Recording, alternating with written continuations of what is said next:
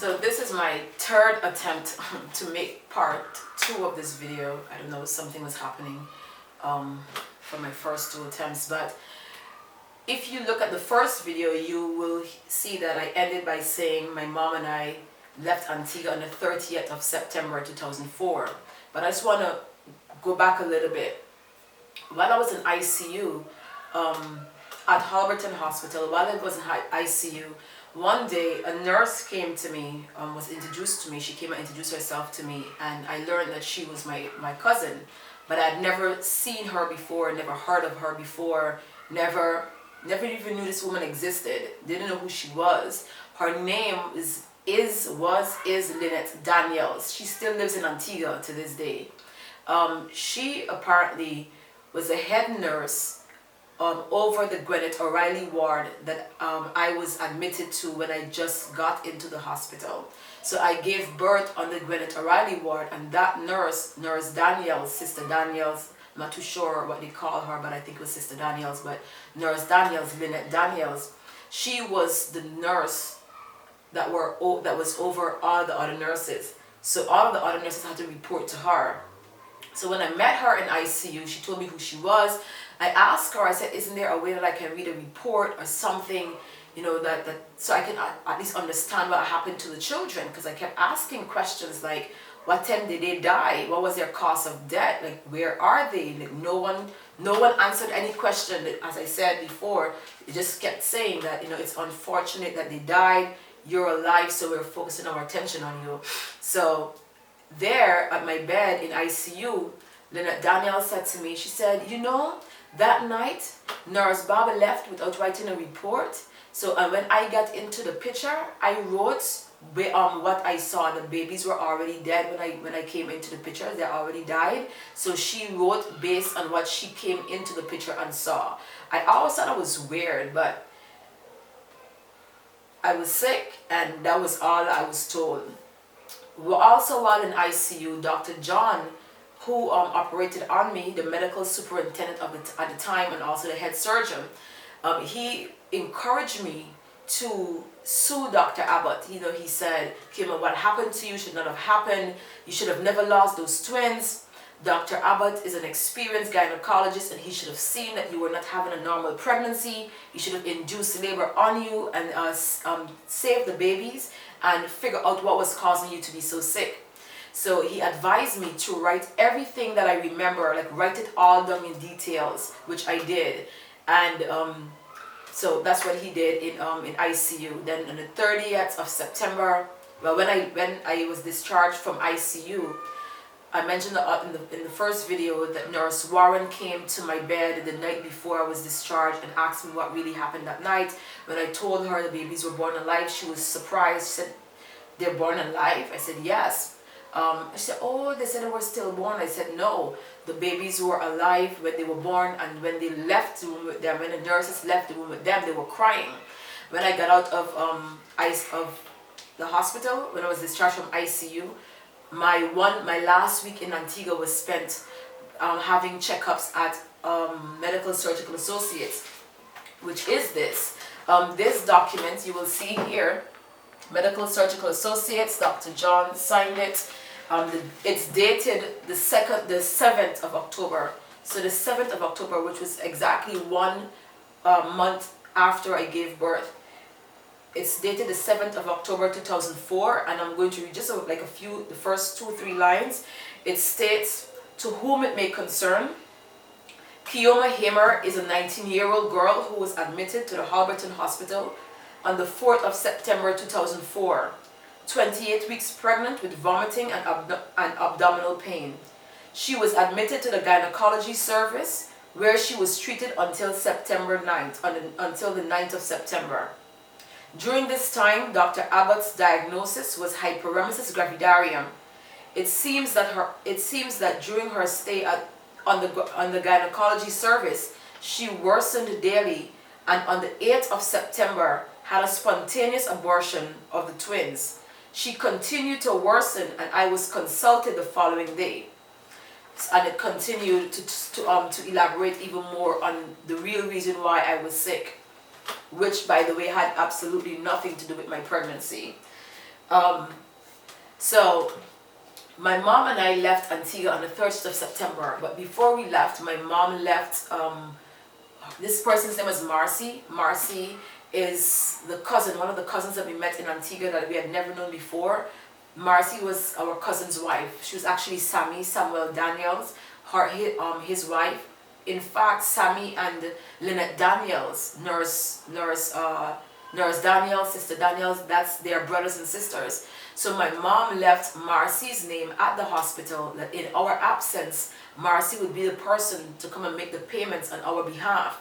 My mom and I left on the 30th of September 2004, which was a Thursday, and the following week, Tuesday, so Thursday, Friday, Saturday, Sunday, Monday, Tuesday, 5 days after, my mom told me she sent money via Western Union, 1,000 US dollars to be exact, via Western Union to Marcy in an attempt to make the payment, to start making our payments, my payments. Marcy collected the money from Western Union, went to the hospital, and my mom was called. I personally did not speak to Marcy. My mom did. Interestingly, Marcy has passed away. Marcy passed away several years ago, which was very sad. And also my mom passed away in 2011. So my mom told me, my mom spoke to Marcy, and Marcy told her the hospital said there's no record of any Keoma Hamer ever being at a hospital, and therefore the money was sent back to St. Martin to my mother. I clearly recall my mother mumbling about it, like, that's strange, like raising an eyebrow on it. And then I was saying, you know, it's strange, that doesn't make sense. We were just there, and I kept murmuring over and over about it. I never let them go. I never let these things go. I kept bringing it up all the time. And I was still extremely ill. I was back in St. Martin, still very ill. 2 weeks after I returned, I was hospitalized at the St. Martin Medical Center. And that was in October, and then in November, I think it was November 19, I was rushed for another emergency surgery at the hospital in St. Martin. In fact, Dr. Marcelina is who operated on me in St. Martin. That's the reason why this letter from Medical Surgical Associates was issued, because Dr. Marcelina needed to know, what was the reason why the doctors in Antigua operated on me, and so he would be able to better understand what was happening to me, seeing that he would have to operate on me in St. Martin. That's why this letter was published, and it was actually created directly for Dr. Marcelina, but I have the original copy of it here. As when I was discharged from St. Martin Medical Center, I'm home and recuperating, back at my parents' home. One day, Lynette Daniel showed up at my parents' home. Remember, I told you I'd never seen her before. I've never heard of any family member speaking of her before. She's actually related to me on my father's side, and I've never ever recalled knowing anything about this person before until I met her in ICU. However, one day she was at my parents' home. She was not there for long, maybe about an hour. I doubt a full 2 hours she was there, not long at all. And while she was there, I spoke to her. I was in the kitchen, I was sitting in a chair, and I asked her, I said, I'm asking her questions about, like, how can I find information about the children, what became of the children, and I asked her, I said, isn't there a way that I can read something? Basically the same question I asked her while I was in ICU.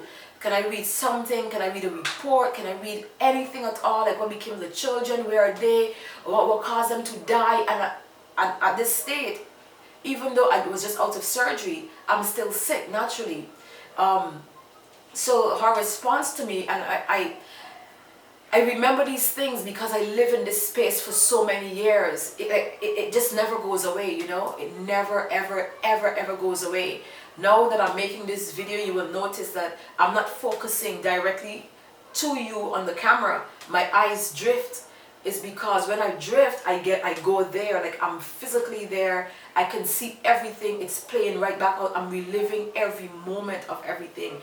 And this has been my reality from 2004 to now. The world won't see it. Some people observe it over the years, but this has been my reality. But Lynette Daniel said to me in my parents' home, she said, when I asked her, she said, I don't have access to that information. You will have to contact admissions. You don't have access to that information. She doesn't have access to that information, that I would have to contact admissions. And this person turned out to be my cousin that I never knew, who was the head nurse over the Gwyneth O'Reilly ward that I was in. That was the first time and the last time I saw Lynette Daniels ever in St. Martin. When I started back working, I was working at the St. Martin Chamber of Commerce and Industry at the time. When I started back working, Dr. John started calling me. He would encourage me to sue Dr. Abbott. Keoma, what happened to you should not have happened. Dr. Abbott is an experienced gynecologist. He should have seen that you weren't having a normal pregnancy. He should have induced labor on you, saved the children, saved the babies, and figure out what was causing you to be sick. At one point, he called several times. We had several conversations over the course of some amount of time. And at one time, I remember telling him, said, Dr. John, I can't afford a lawyer. I work for minimum wage.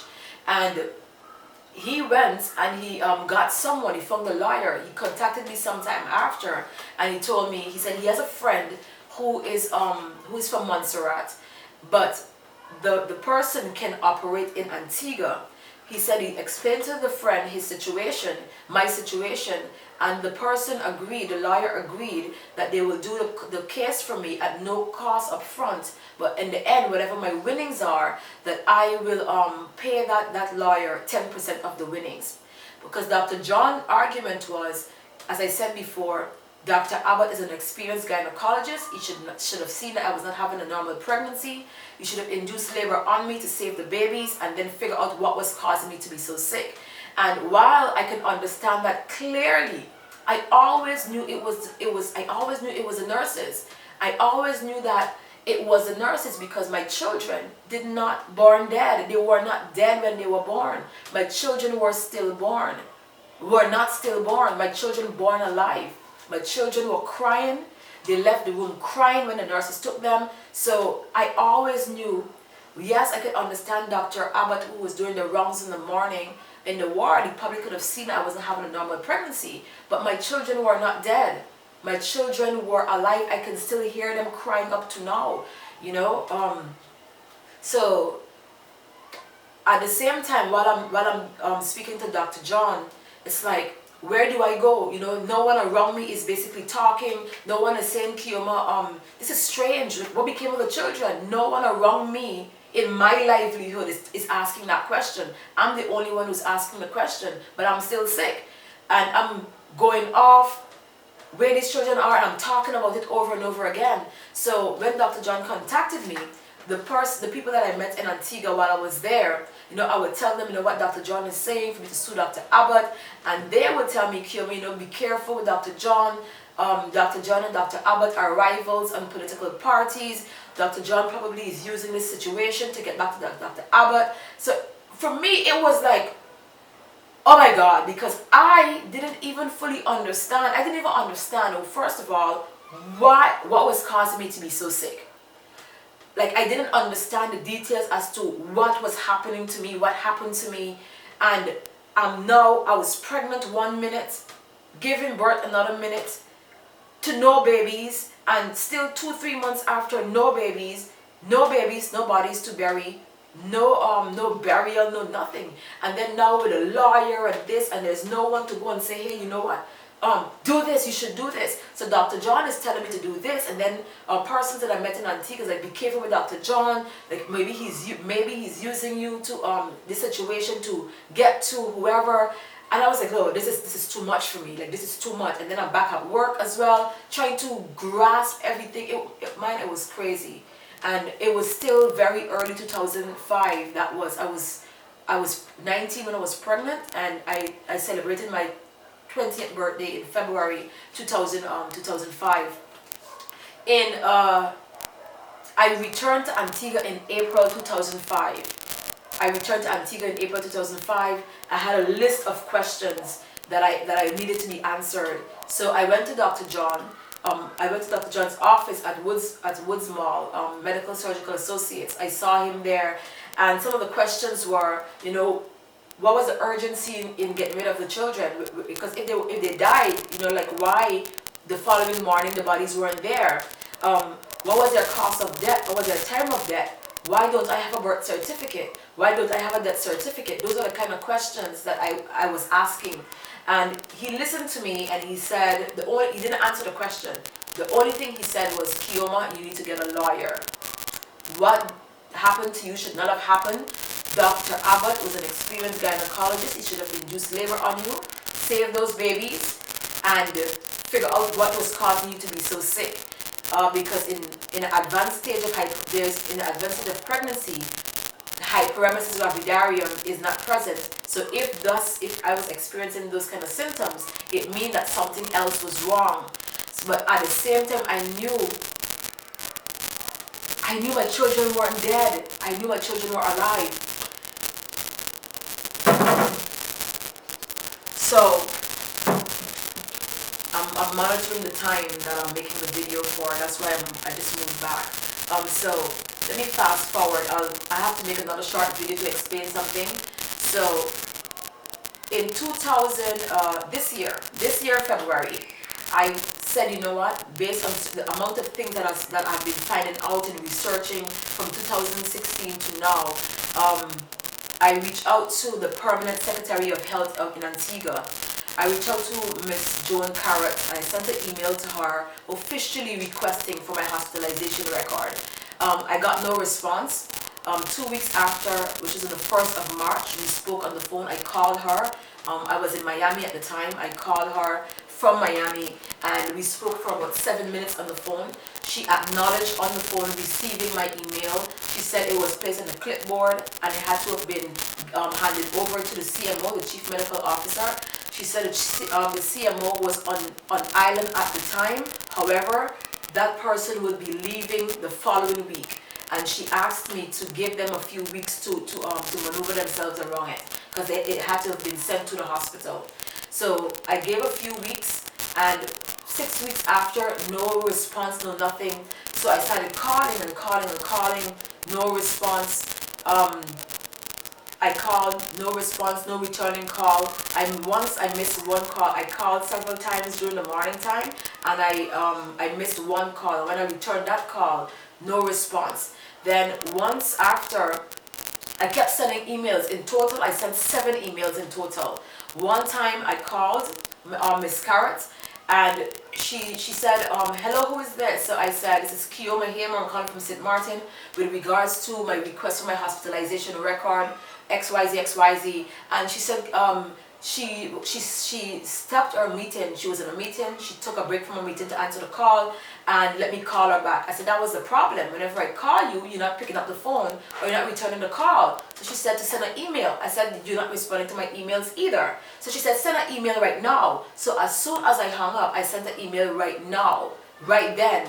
And she never responded to that email.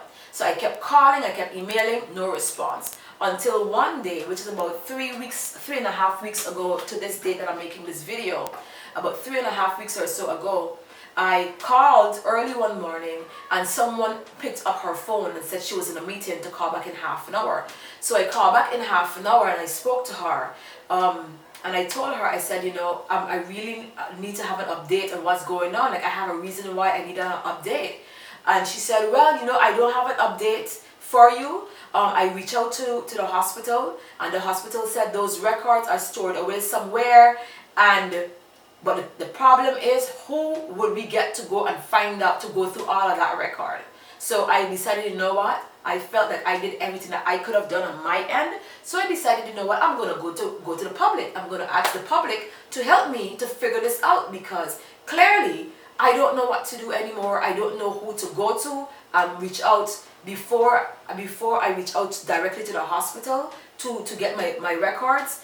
And that didn't work. I was told that there's no record of me being there. And now I'm officially reaching out to someone within the Antiguan government. And I got that response. So after 7 emails, no response to the emails, but spoke twice on the phone. Officially like twice on the phone to have a conversation. So hence the reason why I am sending I decided to make the videos. I have to make another short video to explain how this all